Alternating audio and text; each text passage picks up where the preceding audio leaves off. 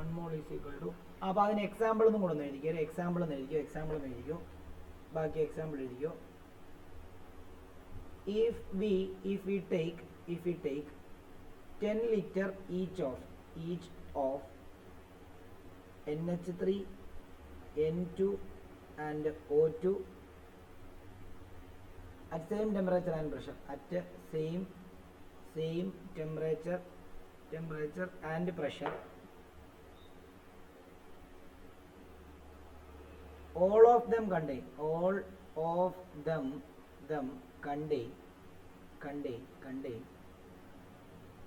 same number of moles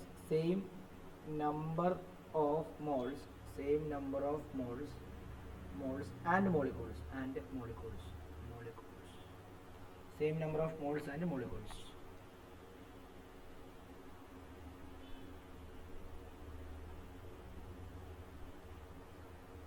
അടുത്തത് അഞ്ചാമത്തെ എഴുതുക.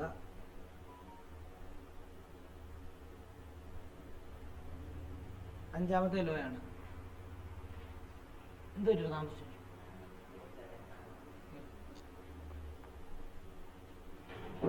Gay-Lussac's law of gaseous volume.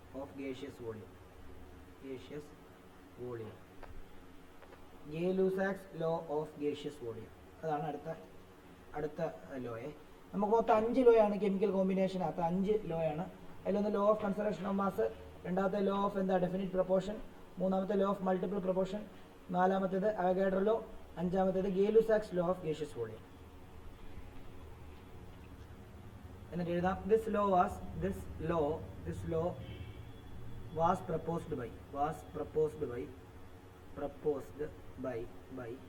Gay-Lussac. It states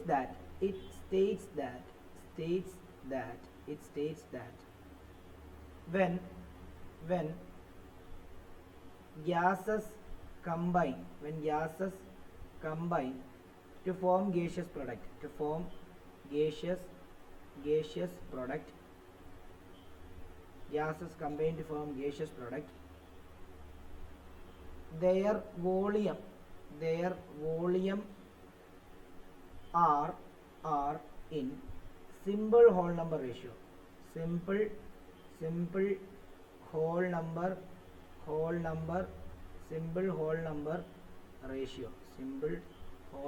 ratio at constant temperature and pressure. Temperature and pressure.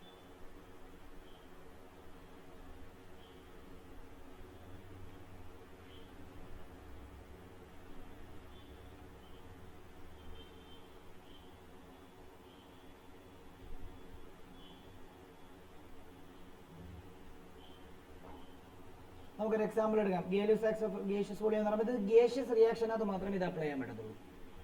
കാരണം ഇവിടെ പറഞ്ഞ it states that when gases combine to form gaseous product, gas combine ചെയ്തിട്ട് gaseous product ഉണ്ടാവുകയാണെങ്കിൽ അവരുടെ ചേരുന്നതിൻ്റെ അവരുടെ volume എന്ന് പറഞ്ഞാൽ simple whole number റേഷ്യോയിലായിരിക്കും എന്ന് പറഞ്ഞത്. ഇപ്പോൾ ഒരു ഉദാഹരണം പറയാം. നമുക്ക് എക്സാമ്പിൾ നമുക്ക് നോക്കാം. H2 combines with O2 to form water vapor.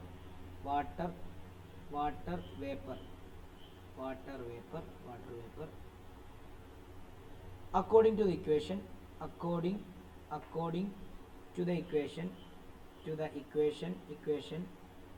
2H2 plus O2 gives 2H2O. ഇതിനർത്ഥം എന്താണെന്നറിയോ? 100 ml ഹൈഡ്രജൻ എടുത്തിട്ട് അത് 50 ml ഓക്സിജനുമായിട്ട് റിയാക്ട് ചെയ്ത് കഴിഞ്ഞാൽ 100 ml എന്നുണ്ടാവുന്ന പറഞ്ഞിരിക്കുന്നത് H2O ഉണ്ടാവുന്ന പറഞ്ഞിരിക്കുന്നത്. അപ്പോൾ ഇവരുടെ റേഷ്യോ 2:1. കണ്ടോ, എപ്പോഴും 2:1 എടുത്താലേ എന്താ വാട്ടർ ഉണ്ടാവുള്ളൂ. വാട്ടർ വേപ്പറിൻ്റെ രണ്ട് ഗ്യാസ്. ഇതും ഗ്യാസാണ്. ആ സ്റ്റേറ്റ് കൂടെ ഇവിടെ കാണിക്കണം. ഇതും ഗ്യാസാണ്. എന്നിട്ട് എഴുതിയ ദസ് വേണ്ടല്ലോ.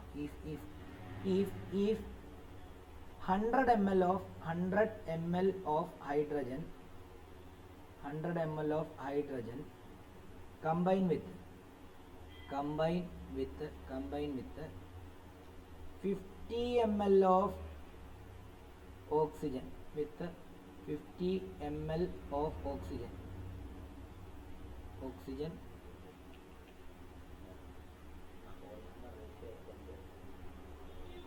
whole number ratio at constant temperature and pressure.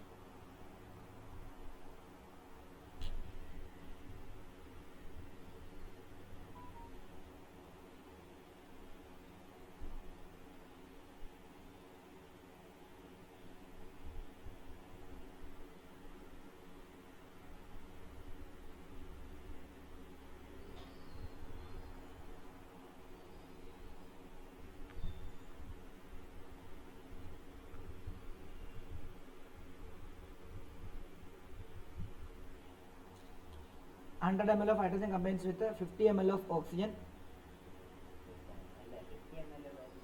150 ml of oxygen.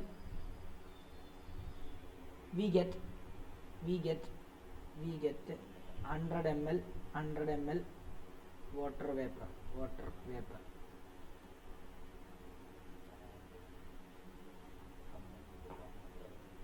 Thus the volume of hydrogen and oxygen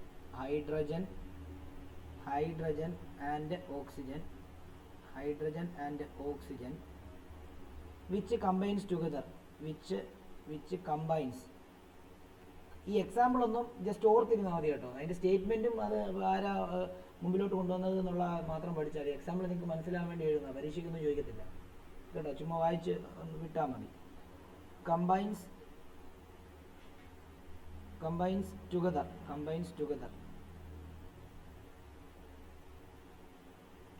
in a simple ratio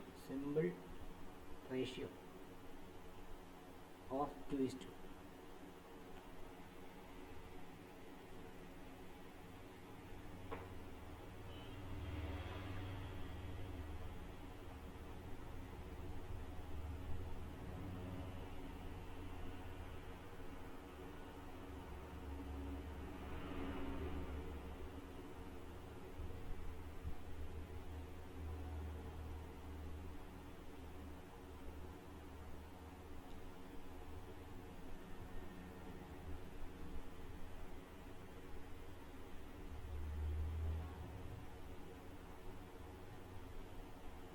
അടുത്ത ഹെഡിങ് ഡാൽട്ടൺസ് ആറ്റോമിക് തിയറി.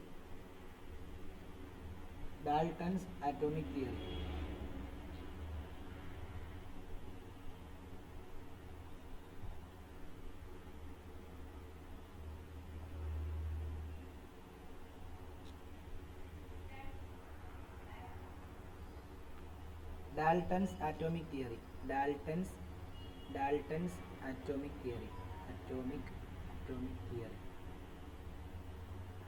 ശരിക്കും ആദ്യത്തെ ആറ്റോമിക് തിയറി എന്ന് പറയുന്നത് ഡാൽട്ടന്റെ മുമ്പിൽ ഒരാളുണ്ടായിരുന്നു, ഡീമോക്രിറ്റസ് എന്ന് പറയും. ഡീമോക്രിറ്റസ് എന്ന് പറയുന്ന ഒരു സയന്റിസ്റ്റ് ഒന്നുമല്ലായിരുന്നു, പുള്ളി ഒരു ഫിലോസഫർ ആയിരുന്നു, തത്വചിന്തകനാണ്. അപ്പോൾ പുള്ളി അദ്ദേഹമായിരുന്നു ആറ്റം എന്ന് പറയുന്ന ടേം ആദ്യം കോയിൻ ചെയ്തത് പുള്ളിയാണ്. ശരിക്കും അത് ജസ്റ്റ് ഒരു ഹിസ്റ്ററി പോലെ പറഞ്ഞു പോകാന്നുള്ളതേ ഉള്ളൂ. ടെക്നിക്കലായിട്ടുള്ള എല്ലാ കാര്യങ്ങളും കൊണ്ടുവന്നതും അല്ലെങ്കിൽ സയന്റിഫിക് ആയിട്ടുള്ള പ്രൂഫ് എല്ലാം കൊണ്ടുവന്ന ആളിതാണ്.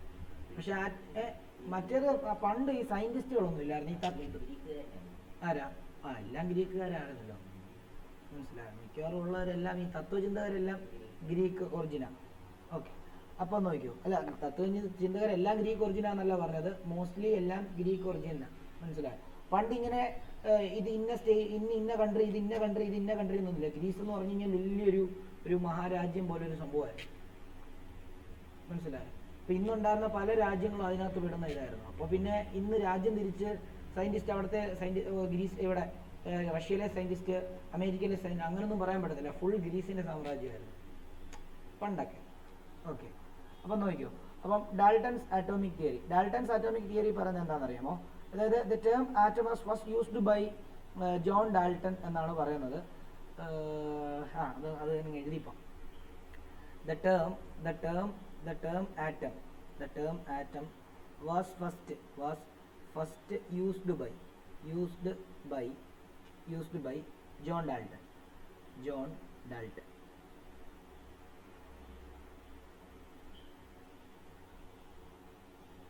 The Greek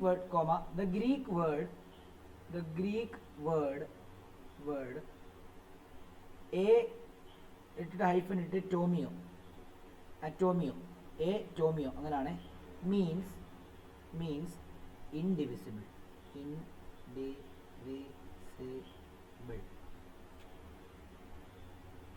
അതായത് ഗ്രീക്ക് വേർഡ് അറ്റോമിയോ എന്ന് പറയുമ്പോൾ അത് ഓർക്കണം കേട്ടോ, എ ഇട്ടിട്ട് ടോമിയോ എന്നാണ്. ഇതിവിടെ ഒരു ഹൈഫനാണ്, അറ്റോമിയോ ഇങ്ങനെയാണ്.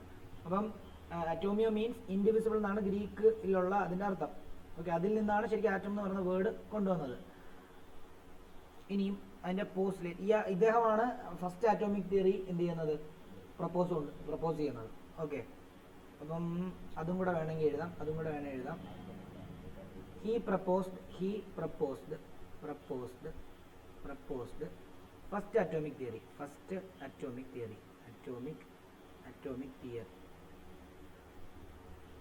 He proposed the first atomic theory.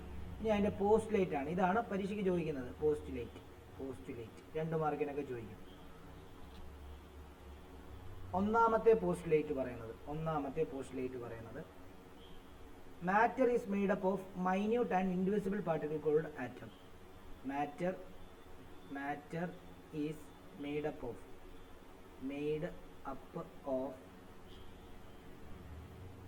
minute and indivisible particle called atom.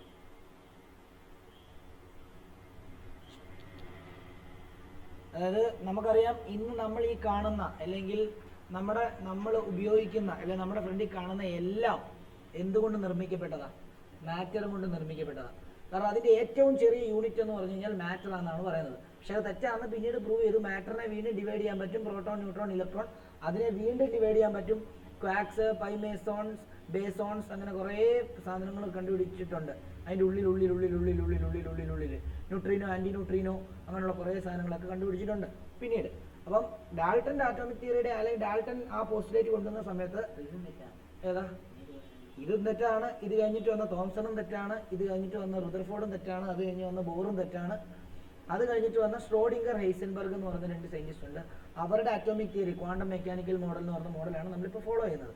അതും തെറ്റായിരിക്കും, പറയാൻ പറ്റത്തില്ല. അത് കുറേ നാൾ കഴിയുമ്പോൾ ചിലപ്പോൾ തെറ്റാണെന്ന് പ്രൂവ് ചെയ്യും. അതുകൊണ്ട് സയൻസ് ഒരു ഫാക്റ്റാണെന്ന് മാത്രം വിചാരിക്കുക.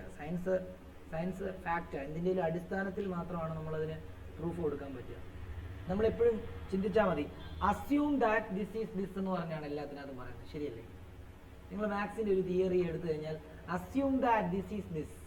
അപ്പം അസ്യൂം എന്ന് പറഞ്ഞു കഴിഞ്ഞാൽ അവിടെ നമ്മൾ അസ്യൂം ചെയ്താൽ മാത്രമേ സത്യമാകത്തുള്ളൂ. മനസ്സിലായി? സയൻസിന് പിന്നെ കുറച്ചുകൂടെ പ്രൂഫുണ്ട്. മാത്സിന് കുറേ അസംഷൻ്റെ മണ്ടയ്ക്കാണ് മാത്സ് ബിൽഡ് ചെയ്തിരിക്കുന്നത്. ഓക്കെ, നിങ്ങൾ പഠിക്കും. പ്രത്യേകിച്ച് ഇപ്പോൾ +1 +2 മാത്സുകാർ പ്രത്യേകം പഠിക്കും. ഏതാ തെറ്റാണെങ്കിൽ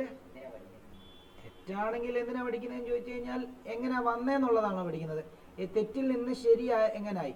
നീ ആണെങ്കിൽ 1ാം ക്ലാസ്സിൽ മൊട്ട മാർക്ക് മേടിച്ചുകൊണ്ടിരുന്നതിനാ, 2ാം ക്ലാസ്സിലും പെരുക്ക് വ്യത്യാസം ഉണ്ടായി, 3ാം ക്ലാസ്സിൽ ഒരു കുറച്ചുകൂടെ വ്യത്യാസം ഉണ്ടായി, 4ാം ക്ലാസ്സിൽ കുറച്ചുകൂടെ വ്യത്യാസം ഉണ്ടായി, 10ാം ക്ലാസ്സിൽ വന്നപ്പോൾ നിനക്ക് ഡിസ്റ്റിങ്ഷൻ മാർക്ക് കിട്ടി അല്ലേ? മനസ്സിലായോ? അപ്പോൾ ആ വ്യത്യാസം നമുക്കൊന്നറിയാൻ വേണ്ടിയാണ്. ഇപ്പോൾ നീ ഒരു വലിയ ഇൻസ്റ്റിറ്റ്യൂട്ടിൽ പഠിക്കാൻ പോയി കഴിഞ്ഞ് കഴിഞ്ഞാൽ, നീ IIT പഠിക്കാൻ പോയി കഴിഞ്ഞാൽ നീ എന്ത് ചെയ്യുന്നറിയോ?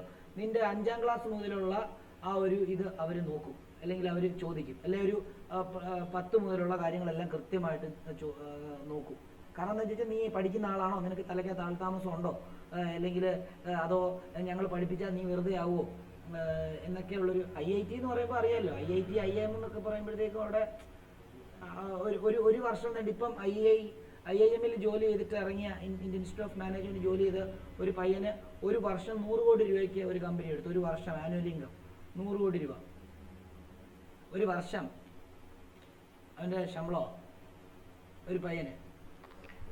അപ്പം അതാ പറയുന്നത്. അപ്പം അവിടെ പഠിക്കുന്ന ആൾക്ക് അങ്ങനെ. അപ്പം ഓരോ കാര്യങ്ങളും നമ്മൾ പ്രീവിയസ് ആയിട്ടുള്ള കാര്യങ്ങൾ എങ്ങനെ ആയിരുന്നു. ഇപ്പം നീ ഒരു സ്ഥലം മേടിക്കാൻ പോവാ, ഇങ്ങനെ ഒരു സ്ഥലം പർച്ചേസ് ചെയ്യാൻ പോവാ, മേടിക്കാൻ പോവാ. നീ എന്താ ചെയ്യുന്നത്?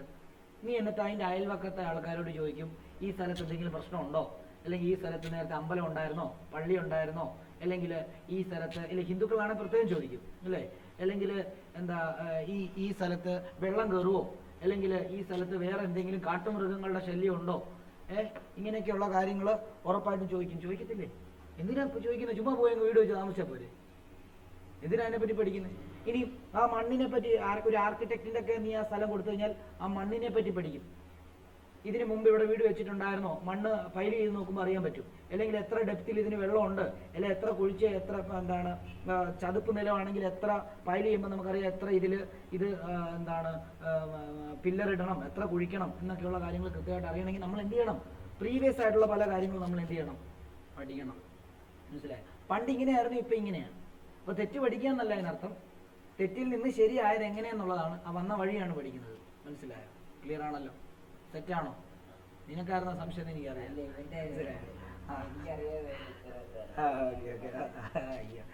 ഓക്കെ, ഇവിടെ നോക്കിയാൽ നിങ്ങൾക്ക് ഓൺലൈൻ ഇരിക്കുന്നവർക്ക് മനസ്സിലായല്ലോ? ഓക്കെ ആണോ എല്ലാവർക്കും? ക്രിസിനൊക്കെ ഓക്കെ ആണോ? ക്രിസിൻ, ജ്യോതിഷ് ഒക്കെ ഓക്കെ അല്ലേ ഈ പറഞ്ഞ കാര്യങ്ങൾ? ഓക്കെ. ഇനി നോക്കിയോ, അനുഷ്ക ഓക്കെ ആണോ? അനുഷ്ക ഇവിടെ ഉണ്ടോ? അനുഷ്ക ഇവിടെ ഉണ്ടോ? അനുഷ്ക ഉണ്ട്. ഓക്കെ, ശരി. നോക്കിയോ, ഇനിയും അടുത്തത് ആറ്റം ക്യാൻ. രണ്ടാമത്തേത് atom can neither be created nor be destroyed. Neither be created nor be destroyed. മൂന്നാമത്തേത് atom of same element are identical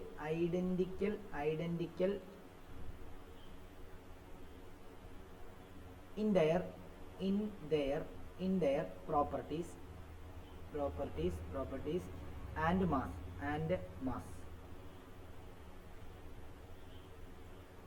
while atoms of different elements have different properties and mass.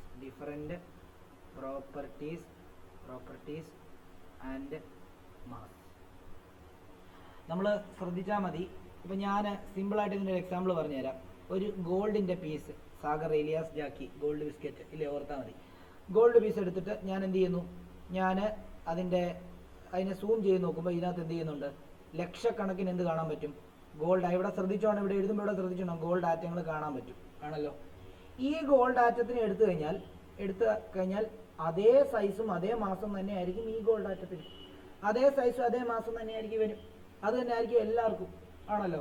അപ്പോൾ ഇവരുടെ എല്ലാം properties എന്ത് തന്നെയായിരിക്കും? കാരണം ഇവരുടെ ഇലക്ട്രോണിൻ്റെ എണ്ണവും outermost ഷെല്ലിലെ ഇലക്ട്രോണിൻ്റെ എണ്ണവും അയണൈസേഷൻ എനർജി അതും ഇതും എല്ലാം എന്തായിരിക്കും? സെയിം ആയിരിക്കും. അപ്പം atom of same element are identical in their properties and mass. ഇവരുടെ എല്ലാം പ്രോപ്പർട്ടീസും സെയിം ആയിരിക്കും, മാസും സെയിം ആയിരിക്കും. എന്നാൽ ഞാനിത് ഗോൾഡ് എടുത്തു, ഇപ്പുറത്ത് ഞാനൊരു സോഡിയത്തിൻ്റെ പീസ് എടുത്തിരിക്കുക. ഇതെല്ലാം സോഡിയത്തിൻ്റെ ആറ്റമാണ്. അപ്പോൾ ഈ സോഡിയത്തിൻ്റെ ആറ്റം എടുത്തു, ഇവർ തമ്മിൽ എല്ലാം സെയിം ആണെങ്കിലും ഇവൻ്റെ ഇത് ഗോൾഡും ഇത് സോഡിയമാണ്. ഇത് രണ്ടും എന്തല്ല? ഇത് രണ്ടും സൈസിലും അല്ലെങ്കിൽ പ്രോപ്പർട്ടിയിലും എന്തല്ല? സെയിം അല്ല, ഡിഫറൻ്റ് ആണ്. അപ്പോൾ atom of same elements are same in physical and chemical properties and their masses.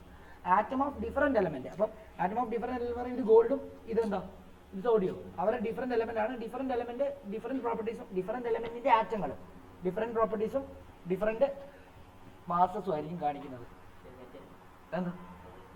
എന്താ തെറ്റ്? അതേ ഉള്ളൂ ശരി പുള്ളി പറഞ്ഞതിനകത്ത്. എടാ, atom of same elements R identical. അതല്ലേ പറഞ്ഞ ആറ്റംസ് ഓഫ് സെയിം എലമെന്റ്. നീ ഗോൾഡ് ബിസ്ക്കറ്റ് എടുത്തിട്ട് ഗോൾഡിനകത്ത് എല്ലാ ആറ്റങ്ങളെയും പെറുക്കി എടുത്ത് നോക്കിക്കഴിഞ്ഞാൽ അതെല്ലാം സെയിമാണ്. നീ ഗോൾഡും സിൽവറും എടുത്തു, എന്നിട്ട് ഗോൾഡും സിൽവറും എടുത്തിട്ട് ഗോൾഡിനകത്തെ ആറ്റങ്ങളെല്ലാം ഇളക്കിയെടുത്തു, സിൽവറിനകത്തെ ആറ്റങ്ങളെല്ലാം ഇളക്കിയെടുത്തിട്ട് ഇത് രണ്ടും നോക്കുവാണെങ്കിൽ ഗോൾഡ് ഇരിക്കുന്ന പോലെ അല്ല സിൽവർ ആറ്റം ഇരിക്കുന്നത്. ഗോൾഡിന്റെ പ്രോപ്പർട്ടി അല്ല സിൽവറിന്റെ പ്രോപ്പർട്ടി ആണോ? അല്ല. അപ്പൊ അതല്ലേ അവിടെ പറഞ്ഞിരിക്കുന്നത്. Atom of same element are identical in their properties and mass. Same element but atom of different element have different properties and mass. Gold silver എടുക്കുവാണെങ്കിൽ different properties different mass. Gold തന്നെ എടുക്കുകയാണെങ്കിൽ അതിനകത്തെ ആറ്റങ്ങളെല്ലാം സെയിം പ്രോപ്പർട്ടി സെയിം മാസ്. മനസ്സിലായോ? ശരിയല്ലേ? അത് ശരിയല്ലേ? നിനക്ക് സംശയം വരാൻ കാരണം എന്താ?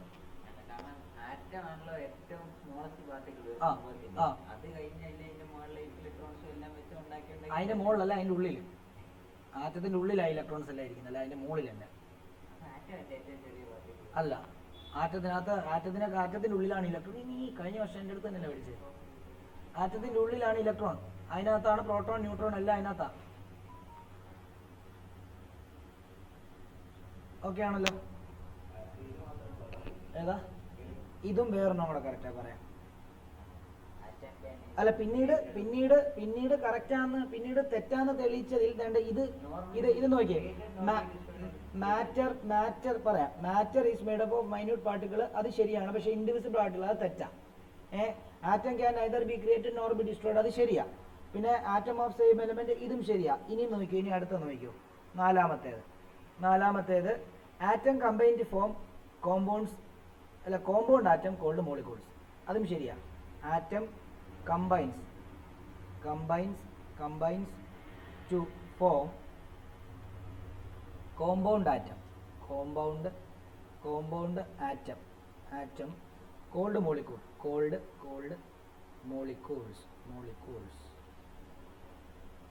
നമുക്കറിയാലോ, ഇപ്പം ഹൈഡ്രജൻ ആറ്റം H ആണ്. ഹൈഡ്രജൻ മോളിക്യൂൾ ആണോയെങ്കിൽ വേറൊരു ഹൈഡ്രജൻ ആറ്റം കൂടെ ചേർന്നാൽ മാത്രമേ എന്താകത്തുള്ളൂ? H2 മോളിക്യൂൾ എന്ന് പറയാൻ പറ്റത്തുള്ളൂ. മനസ്സിലായി? അതാണ് ഇവിടെ ഉദ്ദേശിക്കുന്നത്. ഓക്കെ ആണല്ലോ? ഇനിയും അതേപോലെ അപ്പം സോഡിയം ആറ്റവും മോളിക്യൂളും സോഡിയം തന്നെ. കാരണം സോഡിയം ഡയാറ്റോമിക് അല്ല, സോഡിയം മോണോ ആറ്റോമിക്. അത് നമ്മളിപ്പോൾ ഇനി പഠിക്കാൻ പോവാം. മോണോ ആറ്റോമിക് ഡയാറ്റോമിക് അല്ലേ? ഓക്കെ. അഞ്ചാമത്തേത് എഴുതിക്കൂ. when atoms combines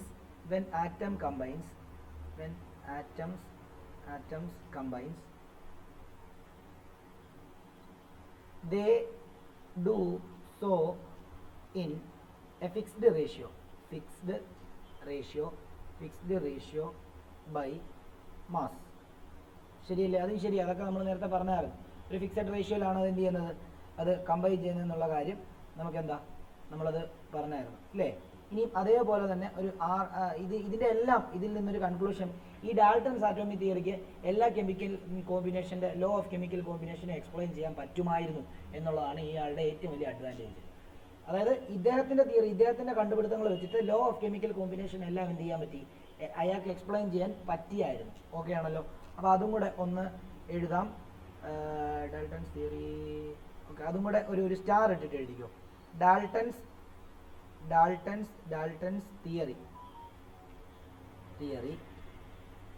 could explain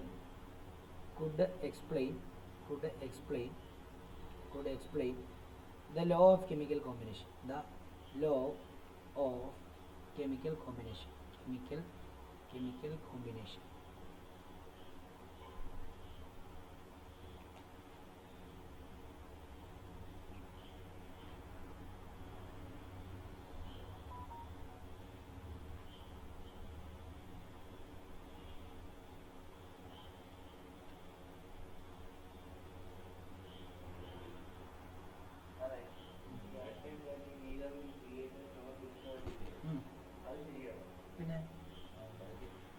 Mass can be neither be created nor be destroyed.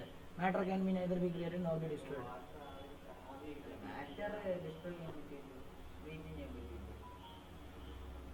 അങ്ങനെയാണ് മാസും ക്രിയേറ്റ് ചെയ്യാൻ പറ്റും, ഡിസ്ട്രോയ് ചെയ്യാൻ പറ്റുമല്ലോ. ആ മാറ്ററിന്റെ മാസ് ഫിക്സ്ഡ് അല്ലേ? നീ ഇതാക്കുന്ന സമയത്ത് ഞാൻ പറയട്ടെ, ഇവിടെ നോക്ക് സിമ്പിളായിട്ട് പറഞ്ഞുതരാം. H2 + O2 gives എന്താ? H2O. മോളിക്കുലാർ ലെവലിൽ ചിന്തിക്കണം. ഇവിടെ ഹൈഡ്രജന്റെ മാസ് 2, അപ്പം ബാലൻസ് ചെയ്യുമ്പോൾ ഇവിടെ എത്ര? ഇവിടെ 2, ഇവിടെ 2. ഓക്കെ. ഇവിടെ മൊത്തം ഈ ആറ്റം എത്ര ആറ്റം ഉണ്ട്? 4 ആറ്റം ഉണ്ട് ഇല്ലേ? ഈ 4 ആറ്റത്തിന്റെ പ്രോട്ടോണും ന്യൂട്രോണും ഇലക്ട്രോണും എല്ലാം കൂടെ കൂട്ടിയിട്ടാണല്ലോ അതിന് 1 ഗ്രാം എന്ന് പറയുന്നത്. ഒരു ആറ്റത്തിന് 4 ആറ്റത്തിന് 4 ഗ്രാം. ഓക്കെ. ഇവിടെ പ്ലസ് എന്താണ്? ഇവിടെ ഇതിന്റെ പ്രോട്ടോണും ന്യൂട്രോണും ഇവിടെ മൊത്തം 2 ആറ്റം ഉണ്ട്. 2 ആറ്റമാണുള്ളത്. ഇതിന്റെ പ്രോട്ടോണും ന്യൂട്രോണും ഇലക്ട്രോണും ഇതിന്റെ എല്ലാ സാധനവും കൂടെ കൂട്ടിയാണല്ലോ ഒരു ആറ്റത്തിന് 16 ഗ്രാം പറയുന്നത്. അപ്പോൾ ഇത് 16 ഗ്രാം എന്ന് പറയുമ്പോൾ 2 ആറ്റം ആകുമ്പോൾ 32 ഗ്രാം ഇല്ലേ? ഇത് കമ്പൈൻ ചെയ്യുമ്പോൾ ഇവിടെ എത്ര കിട്ടുന്നത്?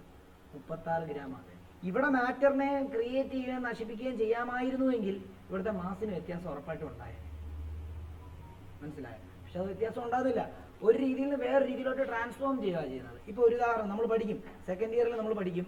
നമ്മളിപ്പോൾ സിമ്പിളായിട്ട് പറയാം, ഇതിനകത്തൊരു 1 coulomb charge, 3 coulomb charge, 4 coulomb charge ഉണ്ടെന്ന് വിചാരിച്ചു. ഇതിനെ ഞാൻ ഹീറ്റ് ചെയ്യുക. ഇതിന് മൊത്തം ചാർജ് എത്രയാണ്? 4 3 7 1 8 ഇല്ലേ? ഇതിനെ ഹീറ്റ് ചെയ്തിട്ട് ഇതിനെല്ലാം ചേഞ്ച് ചെയ്ത് ഹീറ്റ് ചെയ്യുമ്പോൾ എന്ത് ചെയ്യണം? നിങ്ങളുടെ അടിസ്ഥാനത്തിൽ നിങ്ങൾ പറയുന്നതിൻ്റെ അടിസ്ഥാനത്തിൽ മാറ്റർ എല്ലാം ചേഞ്ച് ചെയ്ത് പോകണം. മാറ്ററിന് എന്ത് ചെയ്യണം? മാറ്റർ നശിച്ചു പോകണം. പക്ഷെ നശിച്ചു പോകത്തില്ല. കാരണം നോക്കി, ഈ 1 കൂളമ്പ് എന്നുള്ളത് 2 കൂളമ്പായി മാറും. 3 കൂളമ്പ് എന്ന് പറഞ്ഞാൽ ചിലപ്പോൾ 1.5 കൂളമ്പ് ആവും. 4 കൂളമ്പ് എന്ന് പറയുമ്പോഴത്തേക്ക് എത്രയായി? 3.5 ആവും. അപ്പോൾ അപ്പോഴും എത്ര തന്നെ? 3 4 4 5 5 2 ഇത് 4.5 എന്ന് എഴുതാം. ഓക്കെ, അപ്പോഴും എത്ര തന്നെ? 8 കൂളമ്പ് തന്നെ. എപ്പോഴും ടോട്ടൽ എപ്പോഴും എന്തായിരിക്കും? അതിൻ്റെ ടോട്ടൽ കൺസെപ്റ്റ് എപ്പോഴും ഒരിക്കലും എന്ത് ചെയ്യത്തില്ല, ചേഞ്ച് ആകത്തില്ല. നിങ്ങളുടെ 10ാം ക്ലാസ്സിൻ്റെ തലച്ചോറ് വെച്ചിട്ട് ഒരിക്കലും ചിന്തിക്കല്ലേ, കുറച്ചുകൂടെ മോളിക്കുലാർ ലെവലിലൊക്കെ ചിന്തിക്കണം, എന്നാലേ പറ്റുള്ളൂ. അതിൻ്റെ ചാരം അതിനകത്ത് കൂട്ടും. ചാരത്തിനകത്ത് മാറ്റം ഉണ്ടല്ലോ, മനസ്സിലായോ?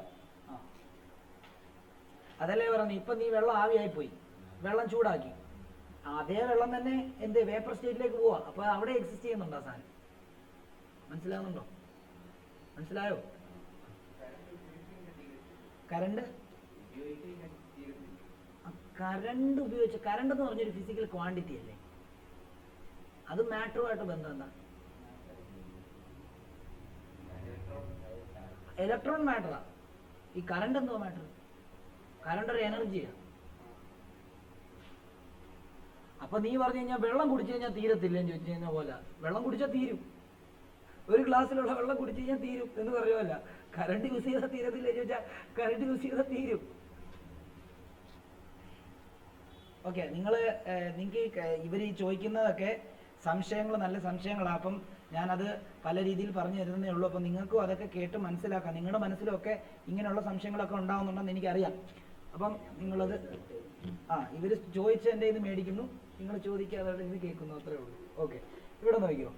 അപ്പം ഇനി നമുക്ക് എഴുതാൻ പോകുന്നത് ആറ്റംസ് ആൻഡ് മോളിക്യൂൾസിനെ പറ്റിയാണ്. Atoms and molecules. ലിമിറ്റേഷൻ ഇപ്പോൾ വേണ്ട. ആറ്റംസ് ആൻഡ് മോളിക്യൂൾസ് തരാം. അടുത്ത് എഴുതിക്കുക ആറ്റംസ് ആൻഡ് മോളിക്യൂൾസ്.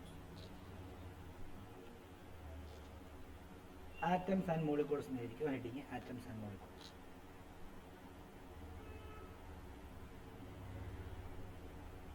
അർജുന് ഇതുവരെ പറഞ്ഞ കാര്യങ്ങളൊക്കെ ആണോ?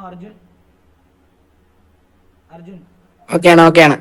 അലൻ ഓക്കെ ആണോ? അലൻ ഉണ്ടോ ഇവിടെ?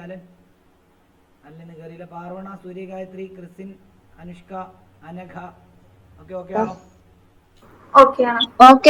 Okay sir. ഓക്കെ, അപ്പോൾ ആറ്റംസ് ആൻഡ് മോളിക്യൂൾസ് എഴുതിക്കോ. Atoms and molecules. Atom is the smallest particle of an element. Atom is the smallest particle of an element. Atom is the smallest particle of an element. Molecules are the smallest particle of substance. Smallest particle of substance.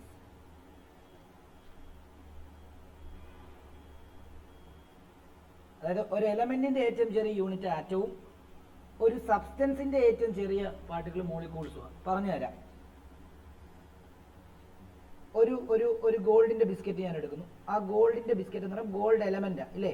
Gold ഒരു എലമെന്റാ. അതിന്റെ ഏറ്റവും ചെറിയ unit അതിന്റെ എന്താണ്? ആറ്റങ്ങളാണ്. എന്നാൽ Melvin ഒരു glass വെള്ളം കുടിക്കാൻ എടുത്തു ഇപ്പം ഇല്ലേ?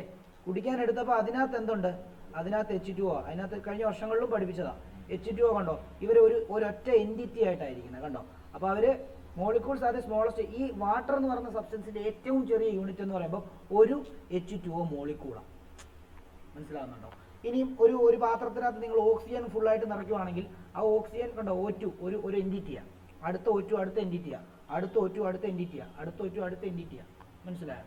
അപ്പം ഇതൊക്കെ കഴിഞ്ഞ വർഷവും ഞാൻ പറഞ്ഞു തന്നാ. ഇങ്ങനെ കൺസിഡർ ചെയ്യണം. ഒരു പാത്രത്തിനകത്ത് ഒരു റിയാക്റ്റൻ്റ് അല്ല, ഒത്തിരി റിയാക്റ്റൻ്റ് ഉണ്ട്, ലക്ഷക്കണക്കിനുണ്ടെന്നൊക്കെ ഞാൻ പറഞ്ഞ. ഒരു ഗ്ലാസ് വെള്ളം എടുത്തു കഴിഞ്ഞാൽ അതിനകത്ത് ഒരു വാട്ടർ മോളിക്യൂൾ അല്ല, കോടിക്കണക്കിന് വാട്ടർ മോളിക്യൂൾ ഉണ്ടെന്നുള്ള കാര്യങ്ങളൊക്കെ എന്ത് ചെയ്യുക നമ്മൾ പറഞ്ഞതാണ് അല്ലേ? ഓക്കെ, അപ്പം അത് അങ്ങനെയാണ്. ഇത് വരയ്ക്കേണ്ട നിങ്ങൾക്ക് മനസ്സിലാൻ വേണ്ടി പറഞ്ഞു തന്നേ ഉള്ളൂ കേട്ടോ. ഇനിയും അടുത്തത് എഴുതിക്കോ. Types of molecules. types of molecules.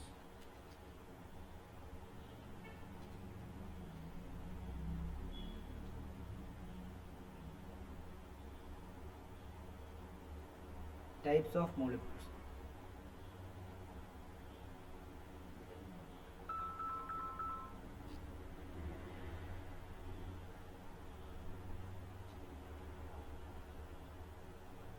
Based on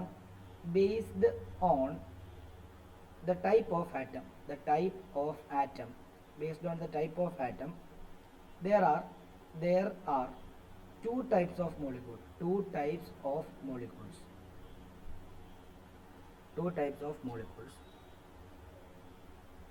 On ഒരു ഡോട്ട് ഇട്ടിട്ട് homonuclear molecule and heteronuclear molecule.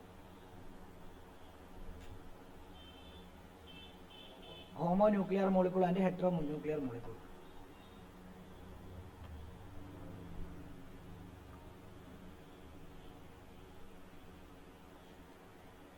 A molecule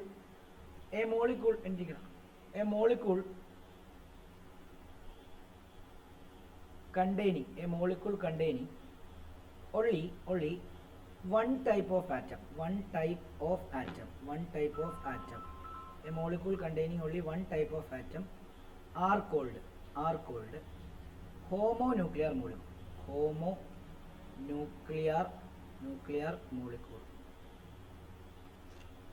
അതായത് ഒരു ടൈപ്പ് ആറ്റമേ ഉള്ളൂ. ഒരു മോളിക്കൂൾ പറയാമോ? ഒരു ടൈപ്പ് ആറ്റം ഉള്ള ഒരു ടൈപ്പ് ആറ്റം ഉള്ള മോളിക്കൂളോ? വാട്ടറിനകത്ത് എന്തൊക്കെ ആറ്റം ഉണ്ടോ? Hydrogen. Hydrogen molecule H2, 2 hydrogen atom മാത്രമേ ഉള്ളൂ. ഓക്സിജൻ O2 മോളിക്കൂളാ, മനസ്സിലായോ? നൈട്രജൻ N2, അത് അല്ലേ? ഓസോൺ മോളിക്കൂൾ O3, ഇത് ഓക്സിജൻ മാത്രമേ ഉള്ളൂ. ഇതെല്ലാം ഹോമോന്യൂക്ലിയർ മോളിക്കൂളാണ്. ഒറ്റ ടൈപ്പ് ന്യൂക്ലിയസ് മാത്രമേ ഉള്ളൂ, ഒറ്റ ടൈപ്പ് ആറ്റമേ ഉള്ളൂ. കാർബൺ ഒരു എലമെന്റാ, അതിനെ ഒരു മോളിക്കൂളായിട്ട് എടുക്കാൻ പറ്റത്തില്ല. ഗോൾഡ് ഒരു എലമെന്റ്, അതിനെ ഒരു മോളിക്കൂളായിട്ട് എടുക്കാൻ പറ്റത്തില്ല. ഗോൾഡ് ആറ്റമായിട്ടായിരിക്കുന്നത്, മനസ്സിലായോ?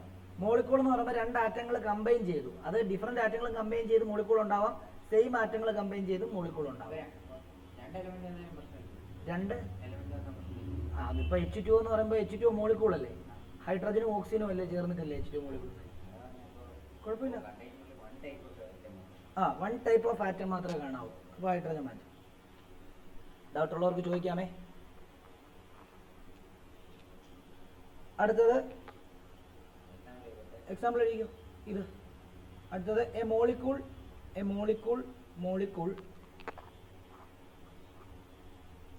contain different types of atom. A molecule contains different type of atom. Atom are called heteronuclear molecule. Heteronuclear carbon ഡൈ ഓക്സൈഡോ, ഇനി നീ എന്ത് വേണം എടുത്തോ, വാട്ടറോ അല്ലെങ്കിൽ മീതെയിനോ അല്ലെങ്കിൽ H2SO4 അല്ലെങ്കിൽ HNO3 നിനക്ക് ഇഷ്ടമുള്ളത്.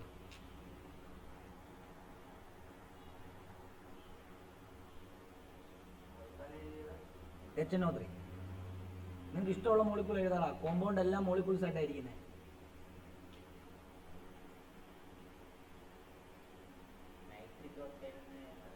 NO2 മോളിക്കൂളാ. NO മോളിക്കൂളാ, nitric oxide, nitrogen dioxide, dinitrogen oxide, N2O, അതെല്ലാം ഉണ്ട്. എനിക്ക് ഇഷ്ടമുള്ള ഏത് വേണം എഴുതാം. ഓക്കെ, ഇനി നോക്കിക്കോളൂ. ഇനി നമ്മൾ യഥാർത്ഥത്തിൽ നിങ്ങൾ പഠിക്കാത്ത കുറേ കാര്യങ്ങളിലേക്ക്, ഇതുവരെയുള്ള കാര്യങ്ങളൊക്കെ നിങ്ങൾ എവിടെയെങ്കിലുമൊക്കെ ഉള്ള കേട്ടുപരിചയമൊക്കെ ഉള്ള സാധനങ്ങളാണ്.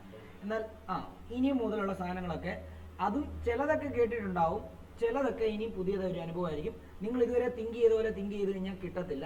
ഇപ്പം നേരത്തെ പറഞ്ഞ പോലെ തന്നെ ആറ്റം മാറ്ററിൻ്റെ കാര്യം പറഞ്ഞ പോലെ തന്നെ.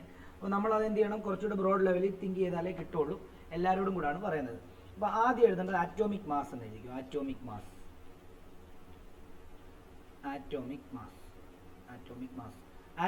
എന്ന് പറഞ്ഞാൽ നമ്മൾ ഇതുവരെ എന്താ പഠിച്ചത്? മാസ് നമ്പറിനെയാണ് ആറ്റോമിക് മാസ് എന്ന് പഠിച്ചത്. മുകളിൽ തന്നിരിക്കുന്നത് അതെന്താ അറിയാവോ? ഇല്ലല്ലോ.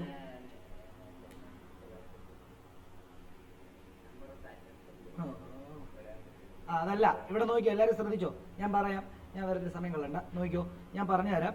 അതായത് ആറ്റോമിക് മാസ് എന്ന് പറഞ്ഞാൽ നമ്മൾ 10ാം ക്ലാസ്സിൽ അറിയാം, നമുക്കിപ്പോൾ ഒരു എലമെന്റിനെ റെപ്രസെന്റ് ചെയ്യുന്ന എക്സ് എ ഇസഡ് ആണ്. മുകളിൽ തന്നിരിക്കുന്നതാണ് മാസ് നമ്പർ. ആ മാസ് നമ്പറിനെ തന്നെയാണ് ആറ്റോമിക് മാസ് എന്ന് പറയുന്നത്. അതായത് ഈ എലമെന്റിന്റെ മാസ് ആണിത്, സിംപിളി പറയുകയാണെങ്കിൽ, ഇല്ലേ? മാസ് നമ്പർ എന്ന് പറഞ്ഞു കഴിഞ്ഞാൽ atomic mass.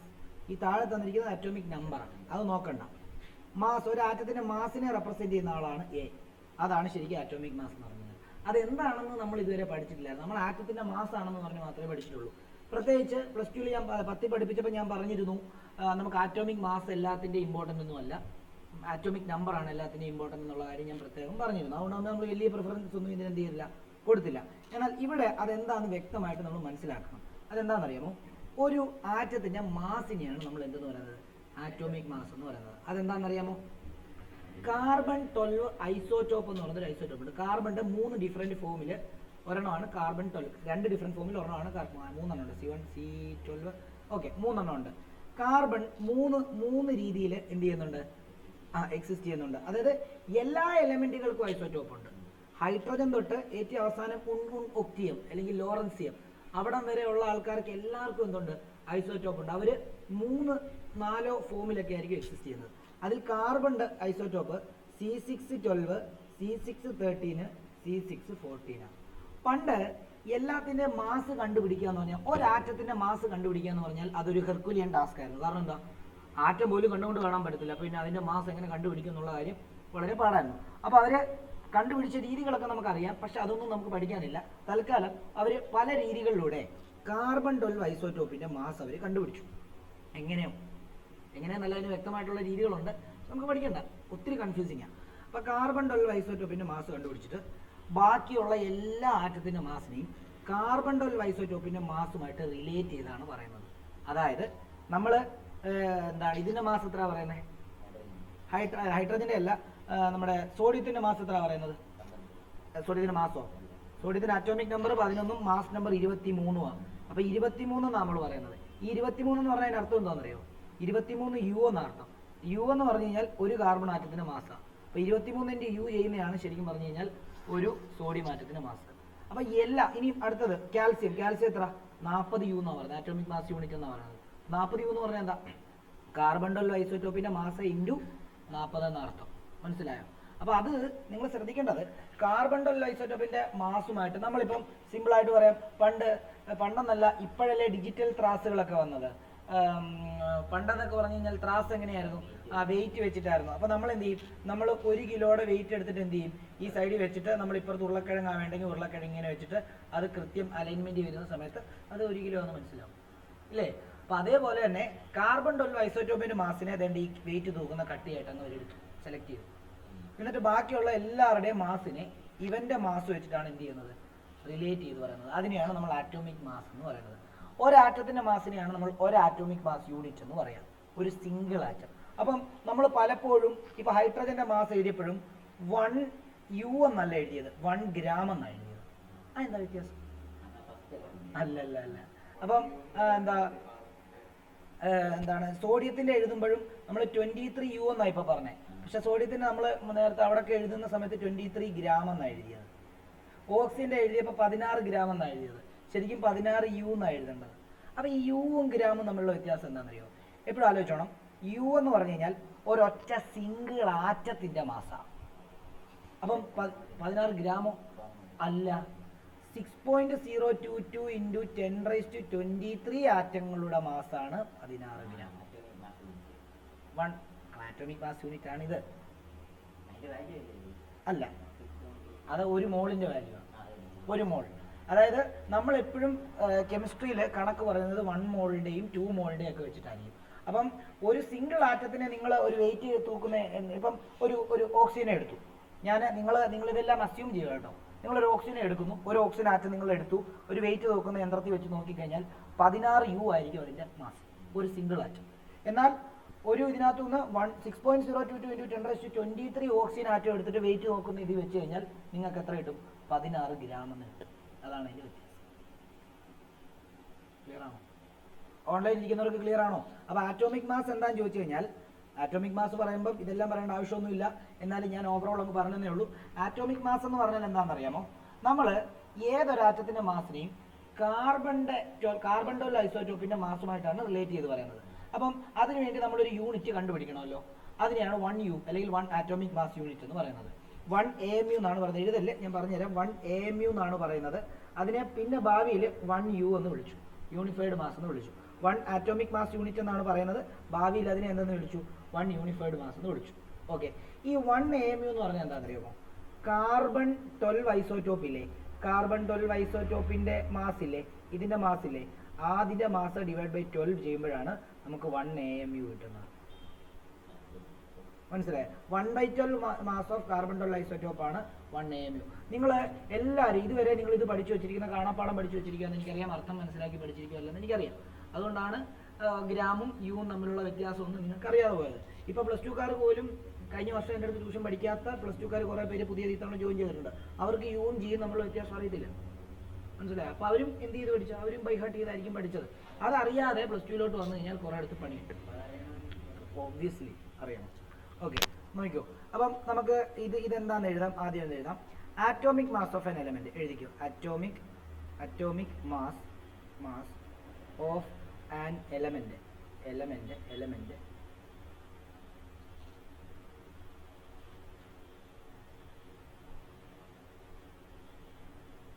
is a number that express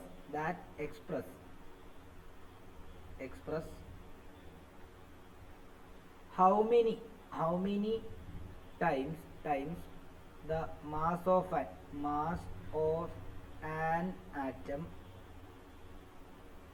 of the element is greater than 1/12 the mass of carbon 12 isotope.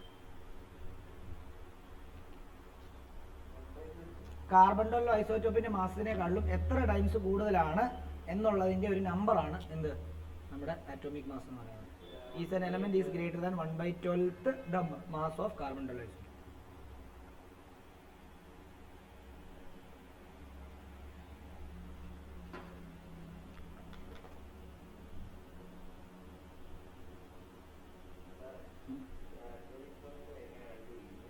അത് കണ്ടുപിടിക്കാൻ അത് പല ഇതുണ്ട്. അതായത് ഞാൻ നേരത്തെ പറഞ്ഞ പോലെ തന്നെ, അതായത് നമുക്ക് 1 കിലോ ഉരുളക്കിഴങ്ങ് തൂക്കണമെങ്കിൽ നമ്മൾ എന്താ ചെയ്യുന്നത്?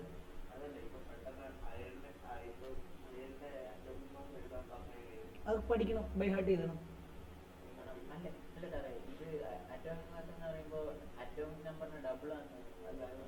എപ്പോഴും ആറ്റോമിക് നമ്പറിന് ഡബിൾ വരണമെന്നില്ല, മനസ്സിലായോ? എപ്പോഴും ഇപ്പൊ chlorine atomic number 17, mass number വരുമ്പോൾ 35.5 വരുന്നത്. ഒരെണ്ണം അങ്ങനെയാണെങ്കിൽ ആർഗണിന് 19ഉം 39ഉം. അതെങ്ങനെയാ? 38 വരുന്നുണ്ട് ആർഗൺ ഐസോടോപ്പ്. ആർഗണിന് 3 ഐസോടോപ്പ് ഉണ്ട്. അപ്പൊ അതിനകത്ത് നമുക്കുണ്ടല്ലോ. ഇപ്പം കാർബണിന്റെ എങ്ങനെയാ നമ്മൾ 12 എടുത്തത്? കാർബണിന്റെ അല്ല, കാർബൺ അപ്പം കാർബണിന് 12 ഉണ്ട്, 13 ഉണ്ട്, കാർബണിന് 14 ഉണ്ട്. എന്തുകൊണ്ടാണ് അതെടുക്കാത്തത്? അങ്ങനല്ല, അതെന്താണെന്നറിയോ? ആവറേജ് ആറ്റോമിക് മാസ് എന്ന് പറയും. നമ്മളിപ്പോൾ പഠിക്കാനുണ്ട്. ആവറേജ് ഈ 3 ആൾക്കാരുടെ മാസ് വെച്ചിട്ട് ഒരു കണക്കെടുക്കും. ആ കണക്കെടുക്കുമ്പോൾ നമ്മൾ ആവറേജ് ആണ് എടുക്കുന്നത്. ഇതിന്റെ അബണ്ടൻസ് ഒക്കെ വെച്ചിട്ട്. ഇത് ചിലപ്പം 5% കാണത്തുള്ളൂ, ഇത് ചിലപ്പം 85% ഇത് കാണും, ഇത് ചിലപ്പം ബാക്കി എത്ര 10% കാണത്തുള്ളൂ. ഈ 10%വും ഇവരുടെ അബണ്ടൻസും ഇവരുടെ ഇപ്പോഴത്തെ മാസും ഒക്കെ വെച്ചിട്ട് ഒരു കാൽക്കുലേഷൻ ഉണ്ട്. അതിന് ആവറേജ് ആറ്റോമിക് മാസ് എന്ന് പറയും. അതാണ് നമ്മൾ എടുക്കുന്നത്. അതെടുക്കുമ്പോഴാണ് ചിലതൊക്കെ എന്ത് ചെയ്യുന്നത്, 2 കുറഞ്ഞു പോകും, ചിലപ്പോൾ 2 കൂടിപ്പോവും, ചിലപ്പോൾ കൃത്യം തന്നെ കിട്ടും. ഇപ്പൊ 2 ഉള്ളൂ, C12ഉം C13ഉം ഉള്ളെന്ന് വിചാരിച്ചു. ഇതിന് 2 പേരുടെ അബണ്ടൻസ് 50 ആണെങ്കിൽ നമുക്ക് കൃത്യം എന്ത് ചെയ്യും, 20ന്റെ ഇരട്ടി തന്നെ കിട്ടും. അല്ല, ഈ 6ന്റെ ഇരട്ടി തന്നെ കിട്ടും, 12 തന്നെ കിട്ടും. പക്ഷെ എല്ലായ്പ്പോഴും അങ്ങനെ എടുക്കാൻ പറ്റത്തില്ല. അപ്പം അതിന് വേറൊരു കണക്കാണ്. അപ്പം നിങ്ങൾ അതൊന്നും ആലോചിക്കേണ്ട. നിങ്ങളിപ്പോൾ തൽക്കാലം പഠിക്കേണ്ട എന്താ, ചില ആറ്റോമിക് മാസ് നമ്മൾ കാണാതെ പഠിക്കേണ്ട ആറ്റോമിക് മാസുകളുണ്ട്. നമ്മൾ ആറ്റോമിക് നമ്പർ പഠിച്ച പോലെ ആറ്റോമിക് മാസുകൾ ചില കാണാൻ പഠിക്കേണ്ടതുണ്ട്. അത് ഞാൻ പറയാം, അത് പഠിക്കുക, ബൈ ഹാർട്ട് ചെയ്യുക, അല്ലാതെ വേറെ വഴിയില്ല. മനസ്സിലായി? ഇരട്ടി എന്നൊന്നും പറഞ്ഞ് നമുക്ക് ഒരിക്കലും എടുക്കാൻ പറ്റത്തില്ല. മനസ്സിലായോ? പിന്നെ ന്യൂമറിക്കലൊക്കെ ചോദിക്കുമ്പോൾ നിങ്ങളുടെ ന്യൂമറിക്കൽ ഇതിനകത്ത് തരും, ആറ്റോമിക് മാസ് ഇത്രയാണ് എന്ന് പറഞ്ഞ് തരും. നമുക്കിപ്പം ലോറൻസി ഒക്കെ തന്നിട്ട് അതിൻ്റെ ആറ്റോമിക് മാസ് കണ്ടുപിടിക്കാൻ പറഞ്ഞു കഴിഞ്ഞാൽ എന്നോട് ചോദിച്ചാൽ എനിക്കറിയത്തില്ല, അതിൻ്റെ ആറ്റോമിക് മാസ് എത്രയാണെന്ന് അറിയത്തില്ല. എല്ലാവരും നോക്കണം, അതിൻ്റെ ടേബിൾ നോക്കിക്കഴിഞ്ഞാൽ വീണ്ടും ഓർമ്മ വരും. കാരണം നമ്മളാകെ ഒരു 35 40 എണ്ണം വരെയൊക്കെ ഒരു ഓർമ്മ എനിക്കുള്ളൂ മാസ് നമ്പർ. അപ്പോൾ അത് നമുക്ക് ഉപയോഗിക്കേണ്ട ആവശ്യമില്ല. അപ്പോൾ അതെന്ത് ചെയ്യും, അവർ തരും. മനസ്സിലായി? അത് ഓർത്ത് എഴുതിയാൽ മതി. പിന്നെ നമ്മൾ സ്ഥിരം യൂസ് ചെയ്യുന്ന യുറാനിയം 238 ആണെന്ന് നമുക്കറിയാം. അത് യുറാനിയം ഇനി പഠിക്കും, +2 വരുമ്പോൾ സ്ഥിരം എല്ലാ ദിവസവും യുറാനിയം എന്ന് പറഞ്ഞ് കേൾക്കും ഒരു ചാപ്റ്റർ വരുമ്പോൾ. അപ്പോൾ ആ സ്ഥിരം കേൾക്കുമ്പോൾ യുറാനിയം 238, 239, അതേപോലെ തന്നെ തോറിയം ഉണ്ട്, ഫ്രാൻസിയം ഉണ്ട്, 72, 132. ഇതൊക്കെ നമ്മൾ തന്നെ ഓട്ടോമാറ്റിക്കലി അങ്ങ് പഠിക്കും കുറേ നാൾ കേൾക്കുമ്പോൾ. ഓക്കെ, ഇവിടെ നോക്കിയോ. അപ്പം ഈ എക്സാമ്പിളും കൂടെ ഒന്ന് എഴുതിയിട്ടേ. Atomic mass of nitrogen is 40. ഇതിനർത്ഥം എന്തുവാ? Which means atomic mass of nitrogen 14 എന്ന് പറഞ്ഞതിന് അർത്ഥം എന്താണെന്നറിയോ? കാർബൺ 12 ഐസോടോപ്പിന്റെ 14 ടൈംസ് കൂടുതലായിരിക്കും ഈ നൈട്രജന്റെ മാസ് എന്നാണ് അർത്ഥം. Which means the mass of one nitrogen atom is 14 times greater than the mass of carbon 12 atom. അല്ല ഐസോട്ടോപ്പ്. അതിൻ്റെ ഒരു കണക്കൂടുണ്ട്, ആ കണക്കൂടൊന്ന് എഴുതിയിട്ടേര്. അതായത് 1 ആറ്റോമിക് മാസ് യൂണിറ്റ് എന്നാണ് പറയുന്നത്. 1 AMU എന്ന് പറഞ്ഞു കഴിഞ്ഞാൽ 1/12 into mass of carbon 12 isotope. Okay, അപ്പം നമുക്കറിയാം അത് എന്ന് പറയുന്നത്, ഇത് mass of carbon 12 isotope into ഇത് ചെയ്യുമ്പോഴത്തേക്ക് നമുക്ക് കിട്ടുന്ന വാല്യൂ എന്ന് പറയുന്നത് 1.66 ഇൻറ്റു 10⁻⁻⁻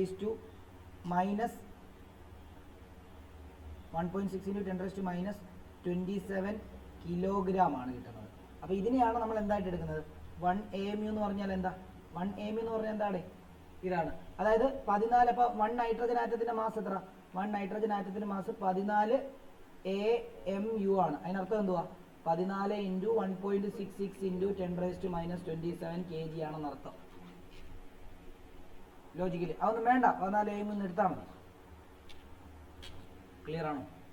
ക്ലിയർ ആണെങ്കിൽ ക്ലിയർ ആണെന്ന് പറയാം. ഏതാ atomic number?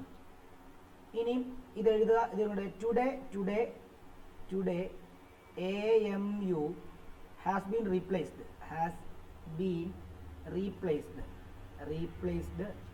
by U, which means unified mass.